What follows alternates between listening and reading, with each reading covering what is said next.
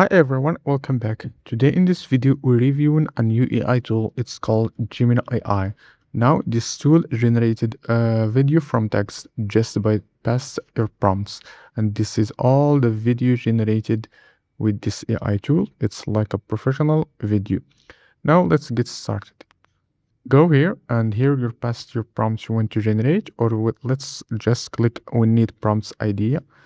When you click prompts idea, here you choose the machine. Let's create this, and here you can add your image to and turn it to video.